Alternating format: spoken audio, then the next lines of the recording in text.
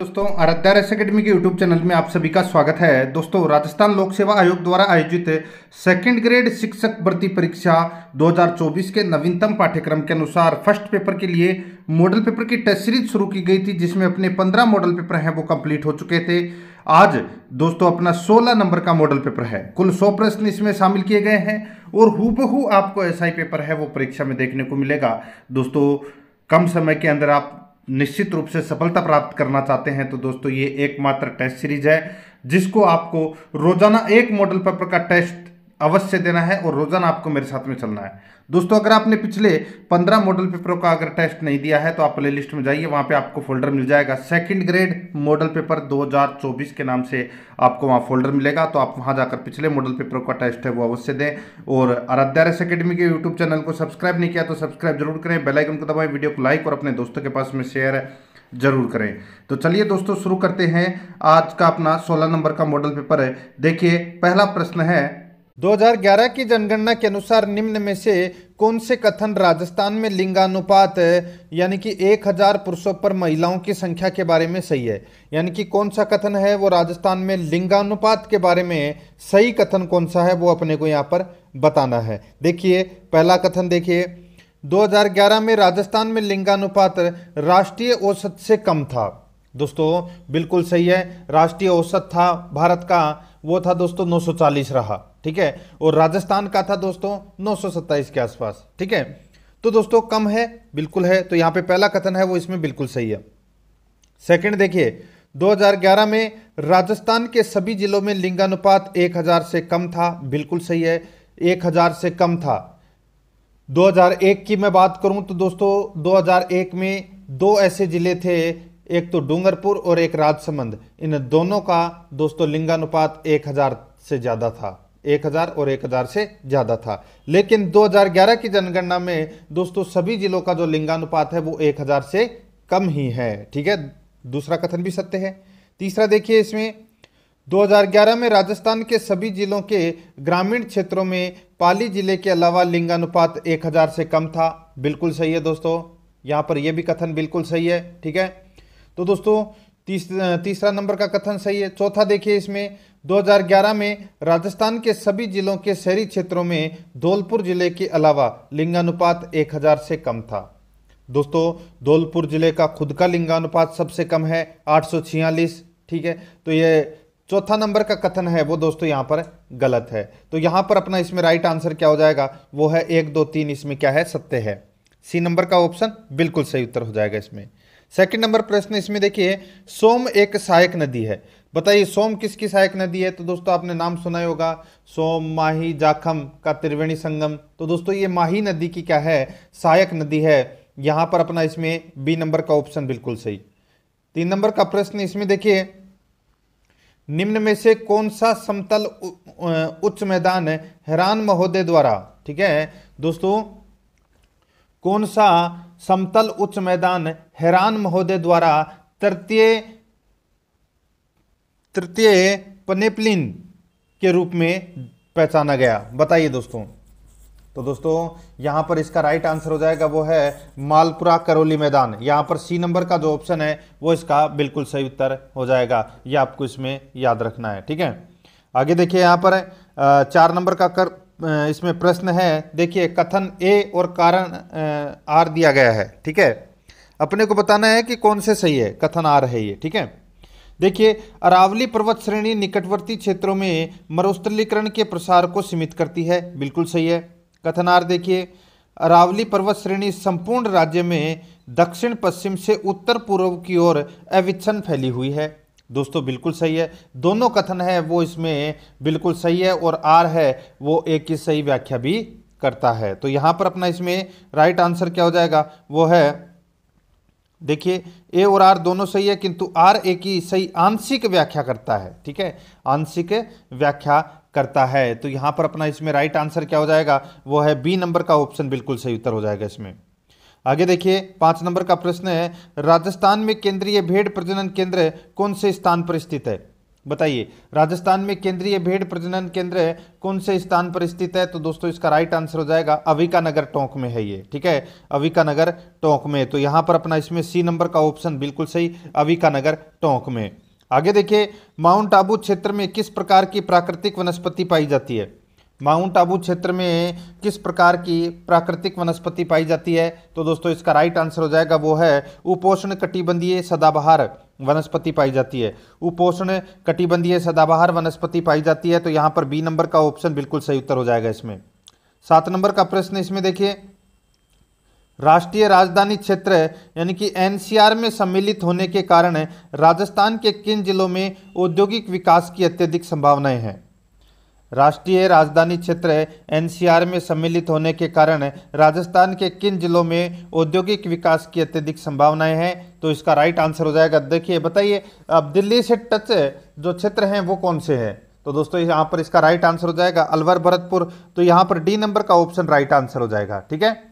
आगे देखिए दोस्तों, यहाँ पे 8 नंबर का प्रश्न है, भारत में राष्ट्रीय शुष्क बागवानी अनुसंधान केंद्र अवस्थित है। तो दोस्तों राष्ट्रीय शुष्क बागवानी अनुसंधान केंद्र है, ये कहाँ पर स्थित है? इसका राइट आंसर हो जाएगा, ये स्थित है दोस्तों बीकानेर में, ठीक है। यहाँ पर अपना इसमें राइट आंसर हो जाएगा बीकानेर में। ए नंबर का जो ऑप्शन है वो इसका बिल्कुल सही उत्तर इसमें हो जाएगा, ठीक है। आगे देखिए 9 नंबर का प्रश्न है, सहरिया जनजाति के लोग सबसे ज़्यादा किस जिले में रहते हैं? दोस्तों सहरिया जनजाति के लोग हैं ये 12 जिले की शाहबाद और किशनगंज तहसीलों में निवास करती है। तो दोस्तों यहाँ पर अपना इसमें राइट आंसर हो जाएगा बी नंबर का ऑप्शन सही उत्तर 12 जिला। 10 नंबर का प्रश्न इसमें देखिए, गोमठ और मेवाड़ी किसकी नस्लें हैं? गोमठ और मेवाड़ी किसकी नस्लें हैं? ये नस्लें हैं दोस्तों ऊंट की। किसकी नस्लें हैं? ऊंट की नस्लें हैं दोस्तों गोमठ और मेवाड़ी। तो यहाँ पर अपना इसमें राइट आंसर बी नंबर का जो ऑप्शन है वो इसका बिल्कुल सही ऊंट की नस्ल है। आगे देखिए 11 नंबर का प्रश्न है, निम्नलिखित में से कौन सा राजस्थान का धार्मिक पर्यटन स्थल नहीं है? निम्नलिखित में से कौन सा राजस्थान का धार्मिक पर्यटन स्थल नहीं है? तो यहाँ पर इसका राइट आंसर हो जाएगा वो है जयसमंद। यहाँ पर सी नंबर का जो ऑप्शन है वो इसका बिल्कुल सही उत्तर हो जाएगा जयसमंद, इसका राइट आंसर हो जाएगा। यहाँ पर दोस्तों धार्मिक पर्यटन स्थल नहीं है। देखिए यहाँ पर रामदेवरा, नाथद्वारा और रणकपुर पाली, ठीक है, ये तीनों धार्मिक पर्यटन स्थल है। तो यहाँ पर सी नंबर ऑप्शन बिल्कुल सही उत्तर हो जाएगा। 12 नंबर का प्रश्न है, राजस्थान के किस जिले में कालीबंगा सभ्यता का विकास हुआ? राजस्थान के किस जिले में कालीबंगा सभ्यता का विकास हुआ? तो यहाँ पर इसका राइट आंसर हो जाएगा वो है हनुमानगढ़। यहाँ पर बी नंबर का जो ऑप्शन है वो इसका राइट आंसर हो जाएगा हनुमानगढ़, ठीक है। आगे देखिए दोस्तों, यहाँ पे 13 नंबर का प्रश्न है, आदि वराह की उपाधि जिस राजपूत शासक ने धारण की वह है?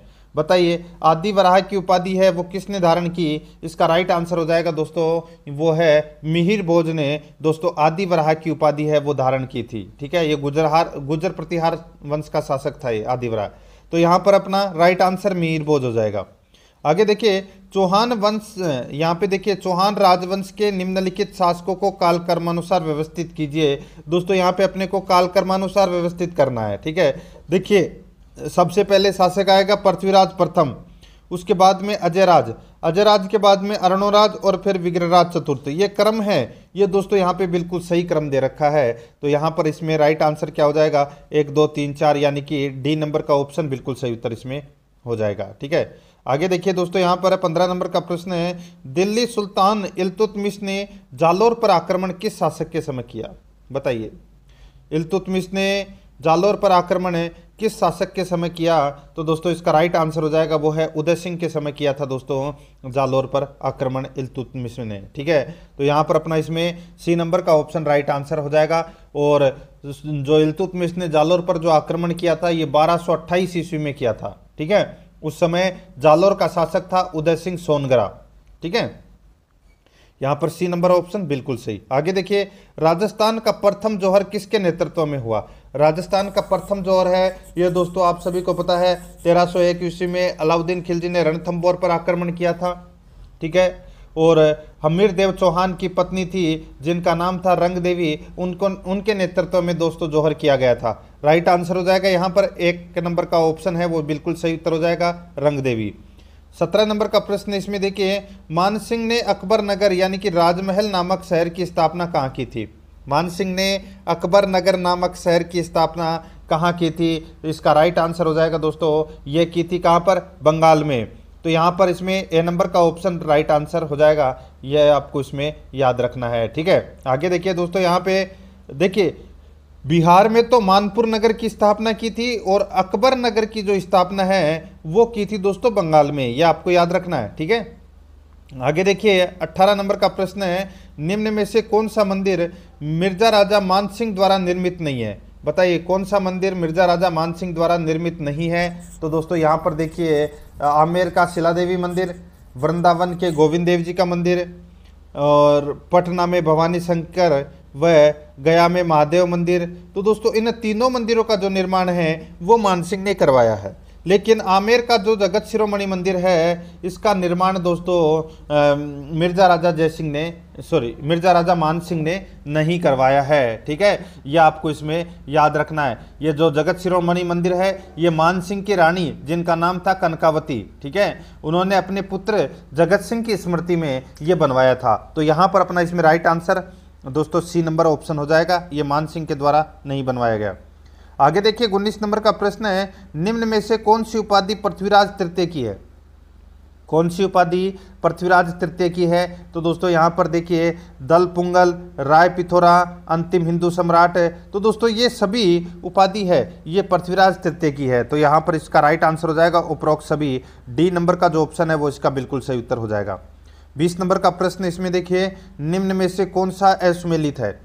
निम्न में से कौन सा असुमेलित है वो दोस्तों अपने को यहाँ पर बताना है। ठीक है, देखिए यहाँ पर दोस्तों शाहपुरा प्रजामंडल की स्थापना दोस्तों किसने की थी? तो दोस्तों ये रमेश चंद्र ओझा ने की, बिल्कुल सही है। सिरोही प्रजामंडल की स्थापना दोस्तों यहाँ पर देखिए सिरोही प्रजामंडल की स्थापना वृद्धि शंकर त्रिवेदी ने की, बिल्कुल सही है। किशनगढ़ प्रजामंडल की स्थापना कांतिलाल चौथानी ने की, ये भी बिल्कुल सही है। और कुशलगढ़ प्रजामंडल की स्थापना यहाँ पे भूपेंद्र नाथ त्रिवेदी दे रखा है, जो कि इसमें गलत दे रखा है। दोस्तों कुशलगढ़ प्रजामंडल की जो स्थापना है ये 1942 में हुई थी और भंवरलाल निगम के द्वारा दोस्तों ये कुशलगढ़ प्रजामंडल की जो स्थापना है वो की गई थी। यहाँ पर जो दे रखा है भूपेंद्र नाथ त्रिवेदी, ये दोस्तों बांसवाड़ा प्रजामंडल से इनका संबंध है। तो यहाँ पर अपना इसमें डी नंबर का ऑप्शन राइट आंसर हो जाएगा, ये असुमेलित है। 21 नंबर का प्रश्न इसमें देखिए, कौन सा कूट सुमेलित नहीं है? कौन सा कूट सुमेलित नहीं है वो अपने को यहाँ पर बताना है। दोस्तों देखिए 1857 से संबंधित ये 4 कूट दे रखे हैं, अपने को बताना है कौन सा सुमेलित नहीं है। एक तरफ राज्य है, दूसरी तरफ शासक है। अपने को दोस्तों बताना है कि 1857 की क्रांति के समय कौन से राज्य के कौन सा शासक नहीं था। ठीक है, देखिए धौलपुर का शासक है दोस्तों शंभू सिंह था, गलत हो जाएगा दोस्तों। धौलपुर का शासक 1857 ईस्वी में भगवंत सिंह था दोस्तों। कौन था? भगवंत सिंह था, यह आपको इसमें याद रखना है। ठीक है, करौली का था मदन पाल, बांसवाड़ा का लक्ष्मण सिंह और कोटा का राम सिंह सेकंड। ठीक है, ये बाकी के तीनों बिल्कुल सही दे रखे हैं, यहाँ पर ए नंबर का ऑप्शन बिल्कुल सही उत्तर हो जाएगा। आगे देखिए 22 नंबर का प्रश्न है, भारत संघ में अधिमिलन पत्र पर हस्ताक्षर करने वाले राजस्थान के अंतिम शासक थे। भारत संघ में अधिमिलन पत्र पर हस्ताक्षर करने वाले राजस्थान के अंतिम शासक थे, तो वो कौन थे? राइट आंसर हो जाएगा वो है दोस्तों, बताइए, तो वो थे धौलपुर के उदयभान सिंह। धौलपुर के उदयभान सिंह, ये अपना इसमें राइट आंसर हो जाएगा। ठीक है, बीकानेर के प्रथम शासक थे वो थे शार्दुल सिंह।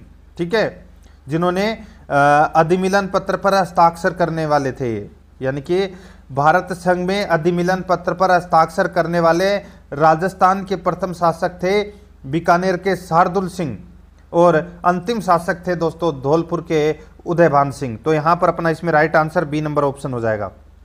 23 नंबर का प्रश्न है, कौन सा किसान आंदोलन सूरों की समस्या निवारण हेतु किया गया? बताइए कौन सा किसान आंदोलन सूरों की समस्या निवारण हेतु किया गया? इसका राइट आंसर हो जाएगा वो है अलवर किसान आंदोलन। यहाँ पर सी नंबर का ऑप्शन बिल्कुल सही उत्तर हो जाएगा, अलवर किसान आंदोलन। 24 नंबर का प्रश्न इसमें देखिए, वीर रस में डिंगल काव्य की रचना का श्रेय किस जाति को है?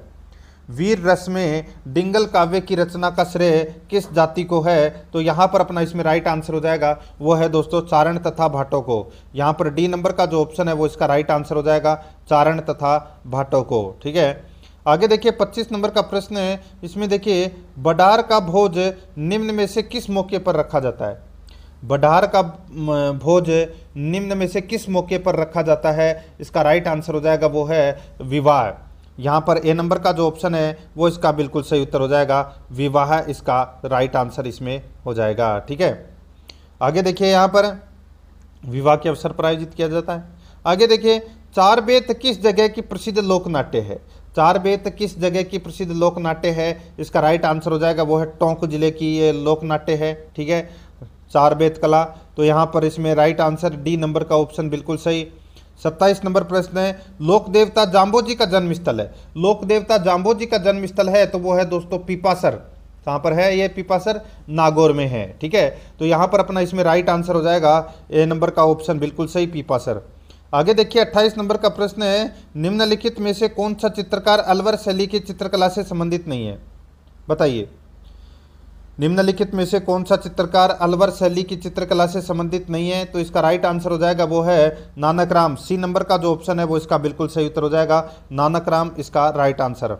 आगे देखिए 29 नंबर का प्रश्न है फूलडोल उत्सव मनाया जाता है। फूलडोल उत्सव मनाया जाता है तो दोस्तों ये मनाया जाता है, बताइए किसके द्वारा मनाया जाता है फूलडोल उत्सव? ये मनाया जाता है दोस्तों राम स्नेही पंथ द्वारा। राइट आंसर इसमें सी नंबर का ऑप्शन सही उत्तर हो जाएगा राम स्नेही पंथ द्वारा। ठीक है, आगे देखिए 30 नंबर का प्रश्न है आमेर में शिला देवी का मंदिर बनवाया गया था। आमेर में शिला देवी का मंदिर बनवाया गया था, ये बनवाया गया था दोस्तों मान सिंह द्वारा। शिला देवी का मंदिर है वो बनवाया गया था। यहाँ पर ए नंबर का ऑप्शन बिल्कुल सही उत्तर हो जाएगा। 31 नंबर का प्रश्न है वेली कृष्ण रुक्मणी किस भाषा का ग्रंथ है? वेली कृष्ण रुक्मणी किस भाषा का ग्रंथ है? इसका राइट आंसर हो जाएगा वो है उत्तरी मारवाड़ी भाषा का ये ग्रंथ है। तो यहाँ पर अपना इसमें बी नंबर का ऑप्शन राइट आंसर हो जाएगा उत्तरी भाषा का ये मारवाड़ी ग्रंथ है। 32 नंबर का प्रश्न इसमें देखिए निम्न में से किसने सिवाना के किले का निर्माण करवाया था? निम्न में से किसने सिवाना के किले का निर्माण करवाया था? इसका राइट आंसर हो जाएगा वो है दोस्तों वीर नारायण पवार ने दोस्तों सिवाना के किले का निर्माण करवाया था। ये सिवाना का जो किला है वो कहाँ पर है? तो दोस्तों ये बाड़मेर में है। ठीक है, राइट आंसर हो जाएगा ए नंबर ऑप्शन बिल्कुल सही। आगे देखिए होली के लगभग 15 दिन बाद कौन सा त्यौहार मनाया जाता है? होली के लगभग 15 दिन बाद कौन सा त्यौहार मनाया जाता है? इसका राइट आंसर हो जाएगा वो है गणगौर का त्यौहार मनाया जाता है। यहाँ पर सी नंबर का ऑप्शन राइट आंसर हो जाएगा गणगौर का त्यौहार मनाया जाता है। 34 नंबर का प्रश्न इसमें देखिए राज्यपाल की शक्तियों के संदर्भ में निम्नांकित में से कौन सा सही नहीं है? राज्यपाल की शक्तियों के संदर्भ में निम्नांकित में से कौन सा सही नहीं है वो अपने को यहाँ पर क्या करना है बताना है। दोस्तों देखिए राज्यपाल धन विधेयक को पुनर्विचार हेतु राज्य विधानमंडल को लौटा सकता है। राज्यपाल धन विधेयक को पुनर्विचार हेतु राज्य विधानमंडल को लौटा सकता है, ये कथन है ये सही नहीं है, क्योंकि राज्य विधानमंडल को ये धन विधेयक है वो पुनर्विचार के लिए नहीं लौटा सकता। ठीक है, तो यहाँ पर अपना इसमें राइट आंसर हो जाएगा ए नंबर का ऑप्शन सही उत्तर, क्योंकि ये असत्य कथन है। देखिए राज्यपाल किसी विधेयक को भारत के राष्ट्रपति के विचार हेतु आरक्षित कर सकते हैं, बिल्कुल सही है। राज्य विधानमंडल के विश्रांति काल में राज्यपाल द्वारा अध्यादेश प्रख्यापित किया जा सकता है, बिल्कुल सही है। राज्यपाल के पास समाधान की शक्ति है, ये भी बिल्कुल सही है। इसमें सही उत्तर हो जाएगा वो है इसमें ए नंबर का ऑप्शन बिल्कुल सही। आगे देखिए 35 नंबर का प्रश्न है अधोलिखित राज्य सचिव में स्थित पदों के नीचे दिए गए कूट की सहायता से पद सोपानीय क्रम उच्चतर से निम्नतर में नियोजित करते हुए सही उत्तर का चयन कीजिए। अधोलिखित राज्य सचिव में स्थित पदों को नीचे दिए गए कूट की सहायता से पद सोपानीय क्रम उच्चतर से निम्नतम में नियोजित करते हुए सही उत्तर का अपने को यहाँ पर क्या करना है चयन करना है। ठीक है दोस्तों, अब यहाँ पर देखिए इसमें मैं आपको बताऊँ सबसे पहला है इसमें सचिव आएगा। सबसे पहला इसमें क्या आएगा? मुख्य सचिव, जिसको आप सचिव दे रखा है यहाँ पे। ठीक है, सचिव है ये पहला हो जाएगा। उसके बाद में दोस्तों अतिरिक्त मुख्य सचिव होता है। ठीक है, उसके बाद में अतिरिक्त मुख्य सचिव और उसके बाद में दोस्तों विशिष्ट, तो दोस्तों यहाँ पर विशिष्ट आएगा। ठीक है, तो ये दूसरा नंबर पे आ जाएगा। उसके बाद में दोस्तों उप सचिव है, ये तीसरे नंबर पर आएगा, और चौथे नंबर पर है दोस्तों इसमें सहायक सचिव होता है। यहाँ पर इस प्रश्न का राइट आंसर क्या हो जाएगा, वो है दोस्तों 1 3 2 4 इसका राइट आंसर हो जाएगा। 1 3 2 4 इसका राइट आंसर हो जाएगा। बी नंबर का ऑप्शन बिल्कुल सही। आगे देखिए यहाँ पे 36 नंबर का प्रश्न है, मंत्रिपरिषद में निम्न में से कौन से मंत्री सम्मिलित होते हैं। मंत्रिपरिषद में निम्न में से कौन से मंत्री सम्मिलित होते हैं, इसका राइट आंसर हो जाएगा वो है कैबिनेट मंत्री, राज्य मंत्री, उप मंत्री। दोस्तों ये सभी हैं, ये मंत्री सम्मिलित होते हैं। इसका राइट आंसर हो जाएगा उपरोक्त सभी। यहाँ पर डी नंबर का जो ऑप्शन है वो इसका बिल्कुल सही उत्तर हो जाएगा। 37 नंबर का प्रश्न इसमें देखिए, निम्न में से कौन सी विधानसभा चुनाव में राजस्थान में प्रथम बार वीवीपैट का प्रयोग किया गया। निम्न में से कौन सी विधानसभा चुनाव में राजस्थान में प्रथम बार वीवीपैट का प्रयोग किया गया, इसका राइट आंसर हो जाएगा वो है दोस्तों 15वीं विधानसभा में वीवीपैट का प्रथम बार प्रयोग किया गया, यानी कि वोटर वेरीफाइबेबल पेपर ऑडिट ट्रायल। ठीक है, तो यहाँ पर अपना इसमें राइट आंसर क्या हो जाएगा, वो है डी नंबर का ऑप्शन बिल्कुल सही। आगे देखिए यहाँ पे, ग्राम पंचायत का अध्यक्ष सरपंच अपना त्यागपत्र किसे सौंपता है। तो दोस्तों किसे सौंपता है, सही उत्तर हो जाएगा खंड विकास अधिकारी को अपना त्यागपत्र है ये सौंपता है। सी नंबर ऑप्शन बिल्कुल सही। 39 नंबर प्रश्न है, राजस्थान लोक सेवा आयोग के पहले अध्यक्ष कौन थे। तो दोस्तों पहले अध्यक्ष थे वो थे AK घोष। कौन थे, AK घोष। यहाँ पर 1 नंबर का ऑप्शन राइट आंसर हो जाएगा। आगे देखिए 40 नंबर का प्रश्न है, राजस्थान में जब पहली बार राष्ट्रपति शासन लगाया गया, राज्य के राज्यपाल थे। राजस्थान में जब पहली बार राष्ट्रपति शासन लगाया गया तब राज्य के राज्यपाल कौन थे, इसका राइट आंसर हो जाएगा वो है संपूर्णानंद थे। यहाँ पर सी नंबर का ऑप्शन राइट आंसर संपूर्णानंद थे। आगे देखिए, राजस्थान राज्य में राष्ट्रीय मत्स्य बीज उत्पादन फार्म कहाँ कार्यरत है। राजस्थान में राष्ट्रीय मत्स्य बीज उत्पादन फार्म कहाँ कार्यरत है, तो इसका राइट आंसर हो जाएगा वो है कोटा बांसवाड़ा। यहाँ पर अपना बी नंबर का ऑप्शन राइट आंसर हो जाएगा कोटा बांसवाड़ा इसका सही उत्तर।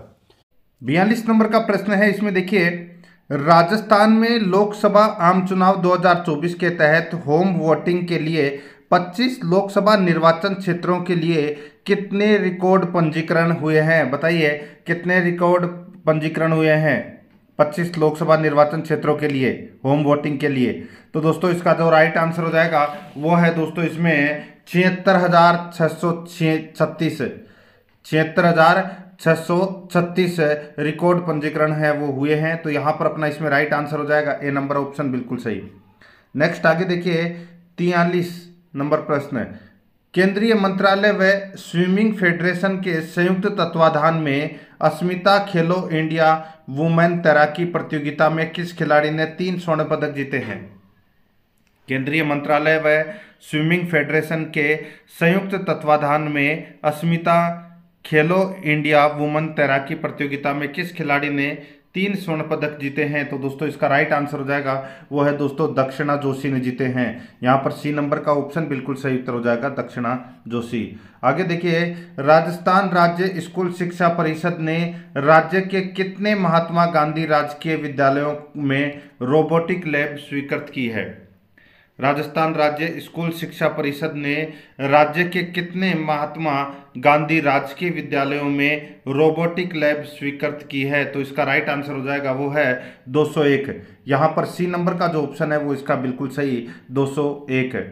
आगे देखिए 45 नंबर का प्रश्न है, राजस्थान से राज्यसभा सांसद के रूप में किस पूर्व प्रधानमंत्री का कार्यकाल पूर्ण हो गया है। बताइए राजस्थान से राज्यसभा सांसद के रूप में किस पूर्व प्रधानमंत्री का कार्यकाल पूर्ण हो गया है। तो दोस्तों राइट आंसर हो जाएगा वो है डॉक्टर मनमोहन सिंह का कार्यकाल है वो पूर्ण हो गया है। ठीक है, तो यहाँ पर बी नंबर का ऑप्शन बिल्कुल सही उत्तर हो जाएगा। और अभी राज्यसभा में सोनिया गांधी गई है। ठीक है, राजस्थान से बी नंबर ऑप्शन बिल्कुल सही। नेक्स्ट आगे देखिए, यहाँ पे बठिंडा पंजाब में आयोजित 164वीं इंडियन ओपन प्रतियोगिता शॉटगन 2024 में किस खिलाड़ी ने स्वर्ण पदक जीता है। तो बताइए किस खिलाड़ी ने स्वर्ण पदक जीता है, इसका राइट आंसर हो जाएगा वो है दोस्तों इसमें किसने जीता है। तो दोस्तों महिपाल सिंह ने जीता है। यहाँ पर डी नंबर का ऑप्शन बिल्कुल सही महिपाल सिंह ने। नेक्स्ट आगे देखिए, गोवा में राज्य के किस युवा लोक कलाकार को इंडियाज एक्सीलेंस अवार्ड से सम्मानित किया गया है। बताइए दोस्तों गोवा में राजस्थान के किस युवा लोक कलाकार को इंडियाज एक्सीलेंस अवार्ड से सम्मानित किया गया है? तो दोस्तों इसका जो राइट आंसर हो जाएगा, शेर मोहम्मद को सम्मानित किया गया है दोस्तों। सी नंबर ऑप्शन बिल्कुल सही। आगे देखिए, आगरा में आयोजित तख्त खेल लेक्रोस की पहली राष्ट्रीय स्पर्धा के जूनियर पुरुष वर्ग का खिताब किसने जीता है? तो दोस्तों ये जीता है किसने? तो ये राजस्थान ने जीता है। यहाँ पर ए नंबर का जो ऑप्शन है वो इसका बिल्कुल सही, राजस्थान ने जीता है। आगे देखिए, पंचकुला में आयोजित 46वीं नेशनल मास्टर्स बैडमिंटन चैंपियनशिप में उदयपुर की माया चावत ने डबल्स में कौन सा पदक जीता है? बताइए। पंचकुला में आयोजित 46वीं नेशनल मास्टर्स बैडमिंटन चैंपियनशिप में उदयपुर की माया चावत ने डबल्स में कौन सा पदक जीता है? तो दोस्तों इसका जो राइट आंसर हो जाएगा, वो पदक जीता है दोस्तों, स्वर्ण पदक जीता है। यहाँ पर ए नंबर का ऑप्शन बिल्कुल सही उत्तर हो जाएगा। आगे देखिए, हाल ही में मार्च 2024 में विश्व के पहले ओम आकार के मंदिर का उद्घाटन कहाँ किया गया? तो दोस्तों ये राजस्थान में किया गया। कहाँ पर? तो दोस्तों ये पाली में। तो यहाँ पर अपना इसमें डी नंबर का जो ऑप्शन है वो इसका बिल्कुल सही उत्तर इसमें हो जाएगा। 51 नंबर का प्रश्न इसमें देखिए, रोगा की खाड़ी अलग करती है। रोगा की खाड़ी अलग करती है, तो दोस्तों इसका राइट आंसर हो जाएगा वो है एस्टोनिया व लाटविया को रोगा की खाड़ी है वो अलग करती है। यहां पर अपना इसमें राइट आंसर हो जाएगा सी नंबर का ऑप्शन बिल्कुल सही उत्तर हो जाएगा। 52 नंबर का प्रश्न इसमें देखिए, ध्रुवीय भूमध्य सागर है। बताइए, ध्रुवीय भूमध्य सागर है तो इसका राइट आंसर हो जाएगा वो है आर्कटिक महासागर, इसका सही उत्तर हो जाएगा। यहां पर सी नंबर का ऑप्शन बिल्कुल सही, आर्कटिक महासागर।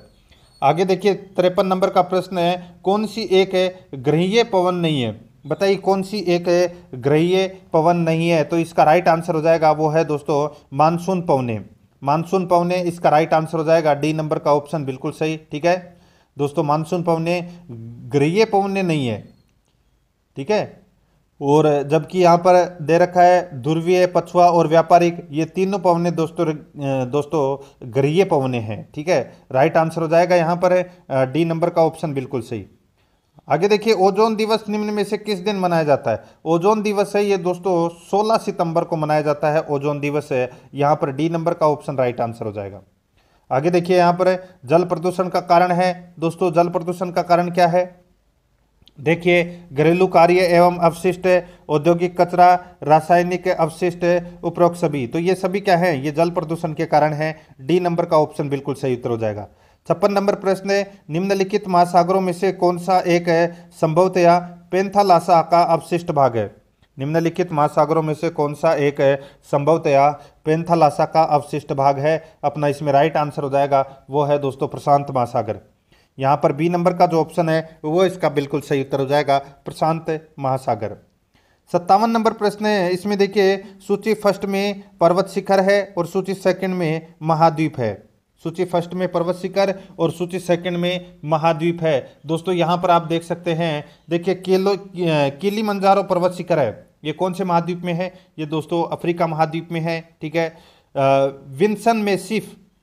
विंसन मेसिफ है, ये दोस्तों अटलांटिका में है ये पर्वत शिखर। और माउंट कोसिस्को ये ऑस्ट्रेलिया में है दोस्तों ये पर्वत शिखर। और एकांकागुआ है ये दोस्तों दक्षिणी अमेरिका में स्थित है। तो यहाँ पर अपना इसमें राइट आंसर क्या हो जाएगा? 4321, 4321 इसका अपना इसमें क्या हो जाएगा? राइट आंसर हो जाएगा। ठीक है, 4321। तो यहाँ पर दोस्तों आप इसमें लगा लेना, 4321 हो जाएगा इसमें। ठीक है, तो यहाँ पर अपना इसमें डी नंबर ऑप्शन बिल्कुल सही। आगे देखिए, अंतर्राष्ट्रीय खाद्य एवं कृषि संगठन द्वारा किस वर्ष को अंतर्राष्ट्रीय बाजरा वर्ष घोषित किया गया?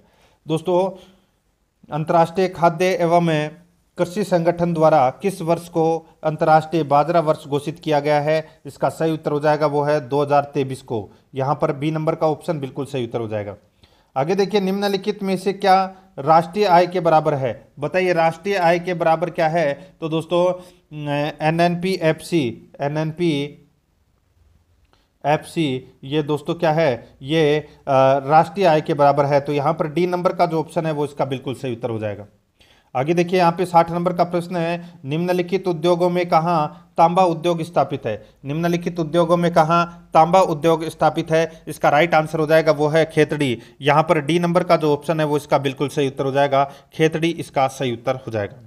आगे देखिए, भारत में वन अनुसंधान संस्थान कहाँ पर स्थित है। भारत में वन अनुसंधान संस्थान कहाँ पर स्थित है, इसका राइट आंसर हो जाएगा वो है दोस्तों देहरादून में। यहाँ पर ए नंबर का जो ऑप्शन है वो इसका राइट आंसर हो जाएगा, देहरादून में है ये भारत में वन अनुसंधान संस्थान। ठीक है, आगे देखिए, भारत की सबसे लंबी सीमा किस देश के साथ लगती है। भारत की सबसे लंबी सीमा किस देश के साथ लगती है, इसका राइट आंसर हो जाएगा वो है बांग्लादेश के साथ में लगती है ये भारत की सबसे लंबी सीमा।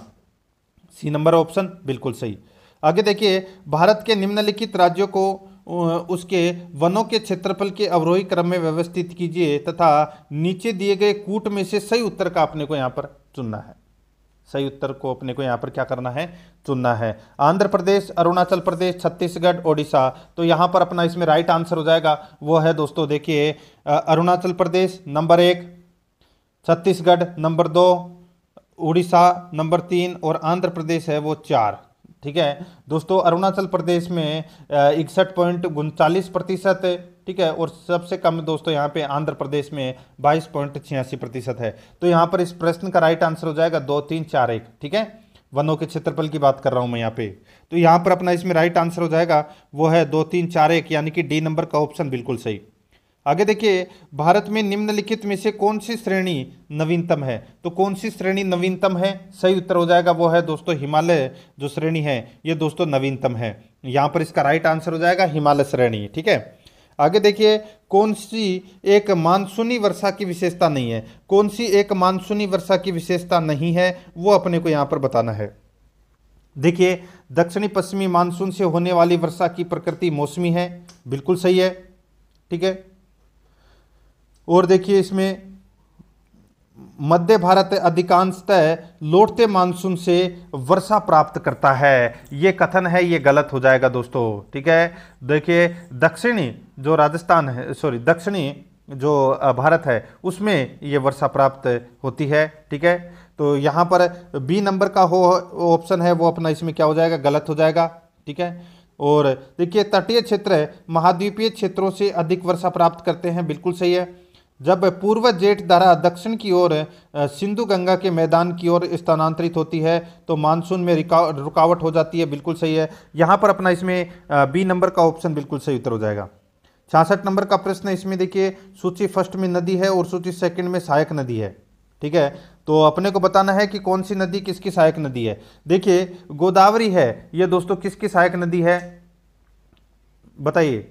सॉरी, गोदावरी नदी की सहायक नदी कौन सी है। तो दोस्तों गोदावरी की सहायक नदी पेनगंगा, वेनगंगा, वर्धा, पूर्णा, मंजीरा, ये क्या है, गोदावरी की सहायक नदी है। तो ये पहले से पहला सुमेलित हो जाएगा।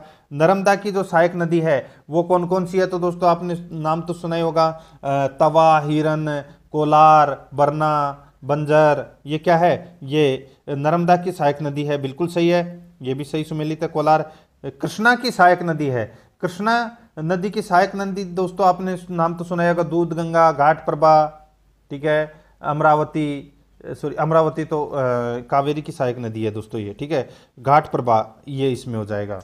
ठीक है, कृष्णा की सहायक नदी घाट प्रभा और कावेरी की सहायक नदी अमरावती। तो यहाँ पर इसका राइट आंसर हो जाएगा 1, 2, 4, 3। 1, 2, 4, 3 अपना इसमें राइट आंसर हो जाएगा, यानी कि बी नंबर का ऑप्शन बिल्कुल सही उत्तर हो जाएगा।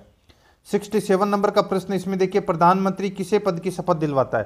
प्रधानमंत्री किसे पद की शपथ दिलवाता है, इसका राइट आंसर हो जाएगा वो है संसदीय सचिव को दोस्तों प्रधानमंत्री शपथ दिलवाता है। यहाँ पर डी नंबर का ऑप्शन राइट आंसर हो जाएगा। 68 नंबर का प्रश्न इसमें देखिए, किस भारत शासन अधिनियम द्वारा भारत में सर्वप्रथम द्विसदनात्मक व्यवस्थापिका की स्थापना की गई। भारत शासन अधिनियम द्वारा, यानी कि किस भारत शासन अधिनियम द्वारा भारत में सर्वप्रथम द्विसदनात्मक व्यवस्थापिका की स्थापना की गई, इसका राइट आंसर हो जाएगा वो है 1919। यहाँ पर बी नंबर का ऑप्शन राइट आंसर हो जाएगा 1919। आगे देखिए, राष्ट्रपति अपना त्यागपत्र संबोधित करता है। राष्ट्रपति अपना त्यागपत्र संबोधित करता है तो दोस्तों ये भारत के उपराष्ट्रपति को अपना त्यागपत्र है वो संबोधित करता है। राइट आंसर हो जाएगा डी नंबर ऑप्शन सही। आगे देखिए, भारतीय संविधान सभा ने संप्रभु संस्था का दर्जा प्राप्त किया, बताइए। भारतीय संविधान सभा ने संप्रभु संस्था का दर्जा प्राप्त किया? इसका राइट आंसर हो जाएगा वो है भारतीय स्वतंत्रता अधिनियम 1947 से। तो यहाँ पर अपना इसमें राइट आंसर सी नंबर का ऑप्शन बिल्कुल सही। 71 नंबर प्रश्न है, भारत की विदेश नीति में असली गुट निरपेक्षता का सूत्रीकरण के प्रस्तुत करता थे? भारत की विदेश नीति में असली गुट निरपेक्षता का सूत्रीकरण के प्रस्तुत करता थे, तो वो कौन थे? इसका राइट आंसर हो जाएगा वो है अटल बिहारी वाजपेयी। यहां पर डी नंबर का ऑप्शन बिल्कुल सही उत्तर हो जाएगा, अटल बिहारी वाजपेयी। आगे देखिए, बहुजन समाज पार्टी की स्थापना कब और किसने की? बहुजन समाज पार्टी की स्थापना कब और किसने की? इसका राइट आंसर हो जाएगा वो है 1984 में काशीराम ने की थी। 1984 में काशीराम ने की थी बहुजन समाज पार्टी की स्थापना। यहां पर ए नंबर का ऑप्शन बिल्कुल सही उत्तर हो जाएगा। 73 नंबर का प्रश्न इसमें देखिए, निम्नलिखित नदियों में से किसे अधिक प्रदूषण भार के कारण जैविक मरुस्थल कहा जाता है? निम्नलिखित नदियों में से किसे अधिक प्रदूषण भार के कारण जैविक मरुस्थल कहा जाता है? इसका राइट आंसर हो जाएगा वो है दोस्तों इसमें दामोदर। यहां पर सी नंबर का ऑप्शन राइट आंसर हो जाएगा दामोदर। 74 नंबर का प्रश्न है, निम्नांकित में से कौन सी पुस्तक के लेखक डॉक्टर भीमराव अंबेडकर नहीं है? बताइए कौन सी पुस्तक के लेखक डॉक्टर भीमराव अंबेडकर नहीं है? तो यहाँ पर अपना इसमें राइट आंसर हो जाएगा वो है वी दी पीपुल है ये दोस्तों, वी दी पीपल, ठीक है, पीपुल, ये डॉक्टर भीमराव अंबेडकर की पुस्तक नहीं है। बाकी दोस्तों दी problems of the rupee Pakistan और the partition of India, the Buddha and his Dhamma, ये तीनों पुस्तक दोस्तों डॉक्टर भीमराव अंबेडकर की है। यहाँ पर ए नंबर ऑप्शन बिल्कुल सही। आगे देखिए, कौन से संविधान संशोधन द्वारा संविधान की प्रस्तावना में संशोधन कर समाजवादी, पंथ निरपेक्ष व अखंडता शब्द जोड़े गए? कौन से संविधान संशोधन द्वारा संविधान की प्रस्तावना में संशोधन कर समाजवादी, पंथ निरपेक्ष व अखंडता शब्द जोड़े गए? तो यहाँ पर इसका राइट आंसर हो जाएगा दोस्तों वो है इसमें कौन सा? तो वो है 42वां संविधान संशोधन अधिनियम 1976 में ये शब्द जोड़े गए थे। आगे देखिए, यहाँ पर 76 नंबर का प्रश्न है, भारत के संविधान के निम्नांकित अनुच्छेदों में से किसको डॉक्टर भीमराव अंबेडकर ने संविधान की आत्मा कहा है? यानी कि कौन से अनुच्छेद को दोस्तों डॉक्टर भीमराव अंबेडकर ने संविधान की आत्मा कहा है? तो इसका राइट आंसर हो जाएगा अनुच्छेद 32। यहाँ पर सी नंबर का ऑप्शन राइट आंसर हो जाएगा अनुच्छेद 32। नेक्स्ट, निम्नांकित में से कौन सा एक सुमेलित नहीं है? एक तरफ संविधान के प्रावधान दे रखे हैं, दूसरी तरफ स्रोत दे रखे हैं, यानी कि कहाँ से लिए गए हैं ये प्रावधान के स्रोत, ठीक है। एक गलत दे रखा है। देखिए, मौलिक अधिकार है ये संयुक्त राज्य अमेरिका से लिए गए, बिल्कुल सही है। संसदीय लोकतंत्र ब्रिटेन से लिया गया, ये भी बिल्कुल सही है। नीति निर्देशक तत्व दोस्तों आयरलैंड से लिए गए, ये भी बिल्कुल सही है। आपात उपबंध है ये जर्मनी से लिए गए थे। यहाँ पर रूस दे रखा है दोस्तों, ये गलत दे रखा है। यहाँ पर अपना इसमें डी नंबर का ऑप्शन राइट आंसर हो जाएगा। 78 नंबर का प्रश्न इसमें देखिए, विश्व में वनस्पति तेल का सर्वाधिक आयातक देश है? विश्व में वनस्पति तेल का सर्वाधिक आयातक देश है तो वो कौन सा है? राइट आंसर हो जाएगा वो है दोस्तों भारत है। यहाँ पर 1 नंबर का ऑप्शन है वो इसका बिल्कुल सही उत्तर हो जाएगा। 79 नंबर प्रश्न इसमें देखिए, कृषि जोतों के आकार के आधार पर वर्गीकरण के संदर्भ में असत्य युग्म है।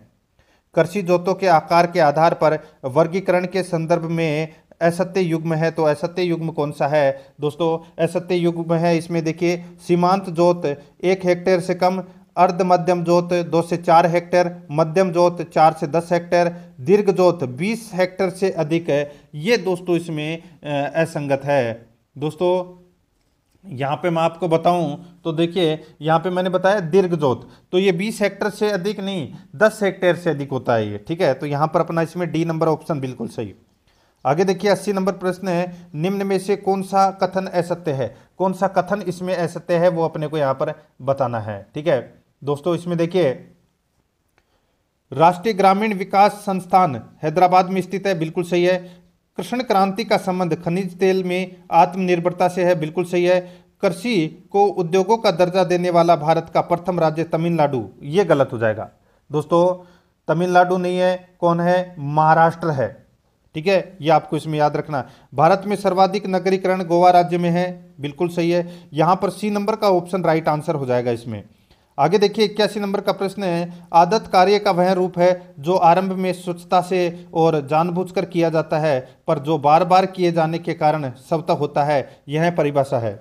आदत कार्य का वह रूप है जो आरंभ में स्वच्छता से और जानबूझकर किया जाता है, पर जो बार बार किए जाने के कारण स्वतः होता है। यह परिभाषा है। तो दोस्तों यह परिभाषा है, ये लेंडेल की परिभाषा है। यहाँ पर बी नंबर ऑप्शन बिल्कुल सही उत्तर हो जाएगा।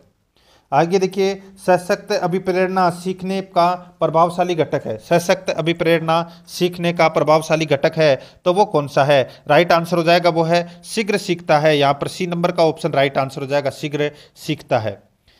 83 नंबर का प्रश्न इसमें देखिए, जैसा कि फ्रायड ने पाया कि एक आयु विशेष के दौरान इलेक्ट्रा ग्रंथि विकसित होती है। अब अपने शिक्षा मनोविज्ञान से संबंधित क्वेश्चन है वो प्रारंभ हो चुके हैं 81 से, ठीक है। देखिए, जैसा कि फ्रायड ने पाया कि एक आयु विशेष के दौरान इलेक्ट्रा ग्रंथि विकसित होती है। इलेक्ट्रा ग्रंथि विकसित होने की आयु निम्नांकित में से पियाजे के किस चरण में रखी जा सकती है?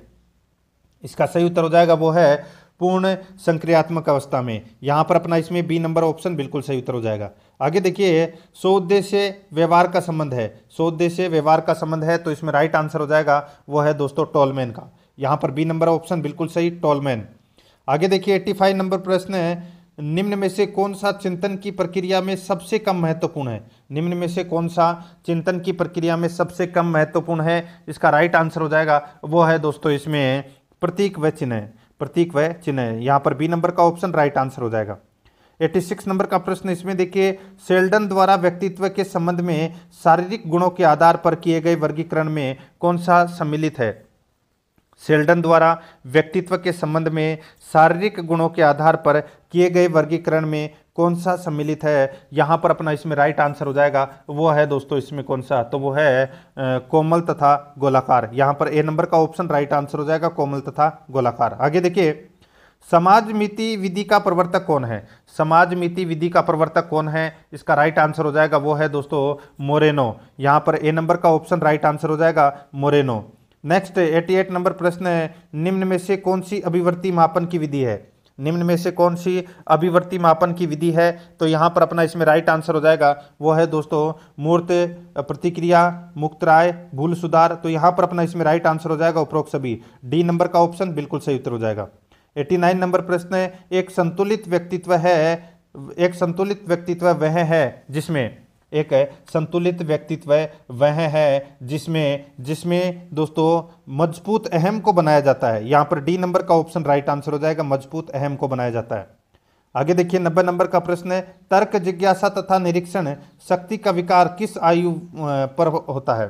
तर्क, जिज्ञासा तथा निरीक्षण शक्ति का विकास किस आयु पर होता है? इसका राइट आंसर हो जाएगा वो है दोस्तों 11 वर्ष पर। तो यहाँ पर बी नंबर का ऑप्शन राइट आंसर हो जाएगा 11 वर्ष। आगे देखिए, मनोविज्ञान को सर्वप्रथम विज्ञान का दर्जा दिलाने वाली विधि कौन सी है? मनोविज्ञान को सर्वप्रथम विज्ञान का दर्जा दिलाने वाली विधि कौन सी है? तो यहाँ पर अपना इसमें राइट आंसर हो जाएगा वो है प्रयोगात्मक। यहाँ पर सी नंबर का ऑप्शन राइट आंसर हो जाएगा प्रयोगात्मक। आगे देखिए, पेस्टोलॉजी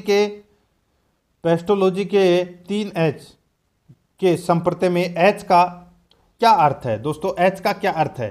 तो दोस्तों एच का अर्थ है, देखिए, हेड, हार्ट और हैंड, ये तीनों अर्थ है दोस्तों एच का।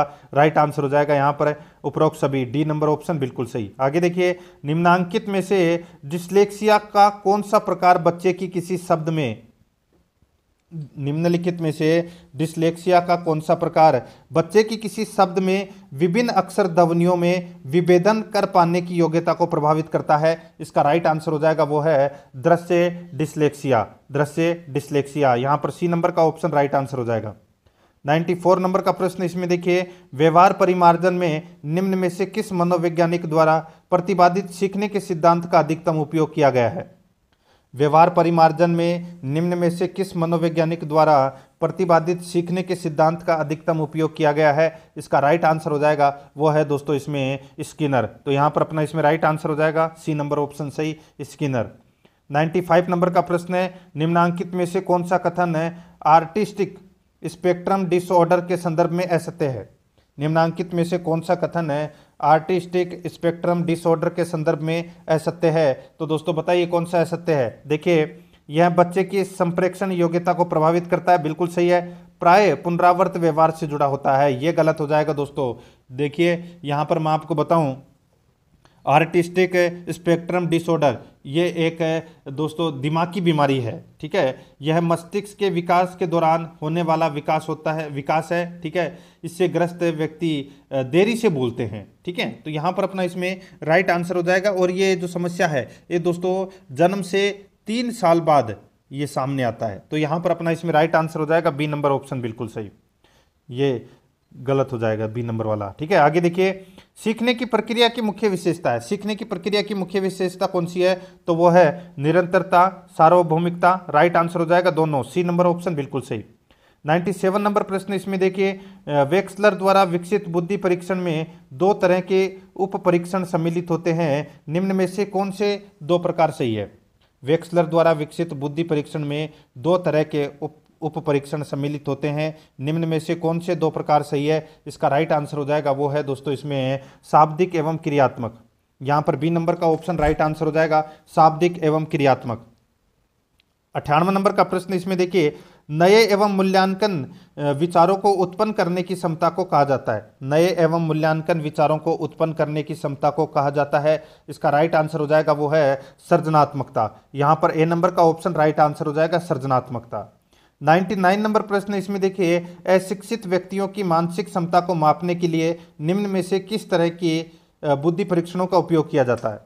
अशिक्षित व्यक्तियों की मानसिक क्षमता को मापने के लिए निम्न में से किस तरह के बुद्धि परीक्षणों का उपयोग किया जाता है? तो यहाँ पर अपना इसमें राइट आंसर हो जाएगा क्रियात्मक। यहाँ पर बी नंबर का ऑप्शन राइट आंसर हो जाएगा क्रियात्मक। आगे देखिए, 100 नंबर का प्रश्न है, बुद्धि मापने का पहला सफल प्रयास किसने किया था? बुद्धि मापने का पहला सफल प्रयास किसने किया था? इसका राइट आंसर हो जाएगा वो है बिने एवं साइमन ने। तो यहाँ पर अपना इसमें राइट आंसर हो जाएगा ए नंबर का जो ऑप्शन है वो इसका बिल्कुल सही उत्तर इसमें हो जाएगा।